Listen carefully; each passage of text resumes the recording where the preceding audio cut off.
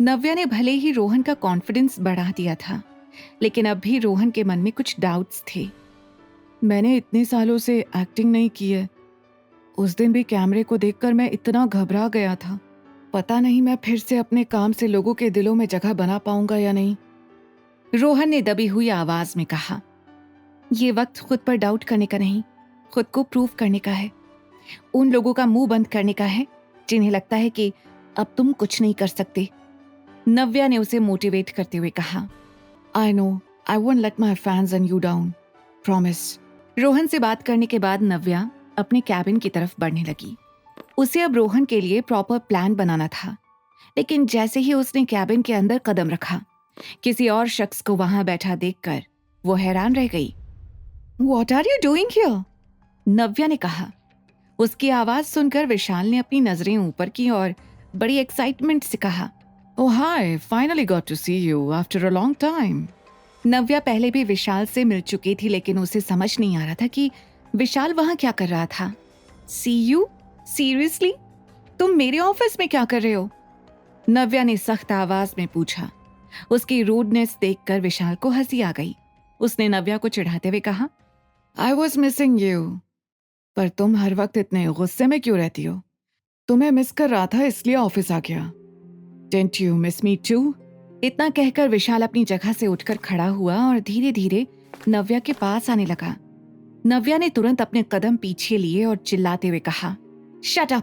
Stay away! ये office और cabin दोनों मेरा है। अभी के अभी यहां से निकल जाओ। Get out, I said! गुस्से में नव्या की आवाज कांप रही थी, लेकिन विशाल उसकी बातों को जरा भी सीरियसली नहीं ले रहा था। वो अब भी नव्या की तरफ बढ़ रहा था और नव्या पीछे होती जा रही थी। अगर तुमने मेरे पास आने की कोशिश की तो मैं तुम्हें छोड़ूंगी नहीं। Really? तो बुलाओ सिक्योरिटी। मैं भी देखूं मुझे इस ऑफिस से कौन बाहर निकाल सकता है। किस में है इतना दम? इतना कहकर विशाल कैबिन में रखे सोफे पर जाकर आराम से बैठ गया। ऐसा लग रहा था जैसे उसे नव्या को इतने गुस्से में देखकर मजा आ रहा था। नव्या विशाल का एरोगेंस और बदतमीजी देखकर दंग रह गई थी। वो तो जानती भी नहीं थी उसे। वो बस उसे धक्का मारकर ऑफिस से निकाल देना चाहती थी। जैसे ही उसने सिक्योरिटी को कॉल करने के लिए अपना फोन उठाया, कैबिन का दरवाजा खुला और वहां से एक एम्प्लॉय ने विशाल को देखते हुए कहा, मिस्टर आहूजा, आप यहाँ हैं? इन पेपर्स पर आपके सिग्नेचर्स चाहिए थे। विशाल ने हाँ में अपना सिर हिलाया और तुरंत वो डॉक्यूमेंट साइन कर दिया। मिस्टर आहूजा? नव्या के मुंह से निकला। वो ये नाम सुनकर शॉक्ड थी। कहीं ये वही विशाल आहूजा तो नहीं जो इस कंपनी का ओनर था और जिसकी वजह से ये कंपनी लॉस में? खुद से कहते हुए नव्या ने फटी आंखों से विशाल की ओर देखा। उसे यकीन नहीं हो रहा था कि अभी जिस आदमी को वो बेहया, बदतमीज, आवारा समझ रही थी, वो इस कंपनी का बॉस था। विशाल को लग रहा था कि अब उसकी रियल आइडेंटिटी जानने के बाद नव्या उससे पोलाइटली बात करेगी। आई गेस अब तुम्हें समझ आ गया होगा कि मैं कौन हूं, कहकर विशाल घूरते हुए नव्या के पास आ रहा था। Stay away from me, you! Navya ने चिल्लाते हुए कहा। उसका एटीट्यूड देखकर विशाल चौंक गया। उसने आज तक अपने जूनियर स्टाफ पर सिर्फ हुकूमत चलाई थी। ऑफिस की हर लड़की उसके सामने सिर झुकाकर उसकी बात मानती थी, पर आज पहली बार उसके सामने एक ऐसी लड़की खड़ी थी जिसने उसकी पहचान जानने के बाद भी उसकी बात नहीं सुनी। You are something different. विशाल ने नव्या को ध्यान से देखते हुए कहा, अभी के अभी यहां से निकल जाओ। I have a lot of work to do. नव्या ने कहा।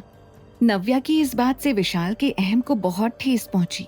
उसने सख्त आवाज में कहा, ओह, एक एम्प्लॉय होकर अपने बॉस से इस तरह से बात कर रही हो।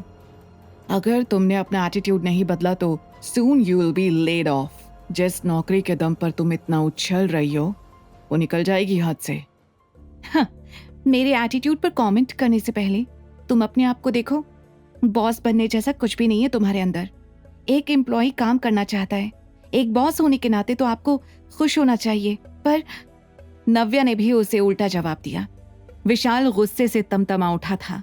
आगे की कहानी जानने के लिए देखें अगला एपिसोड सिर्फ पॉकेट एफएम के यूट्यूब चैनल पर, और द रिटर्न के सारे एपिसोड्स को सुनने के लिए डिस्क्रिप्शन में दी लिंक से डाउनलोड करें पॉकेट एफएम ऐप।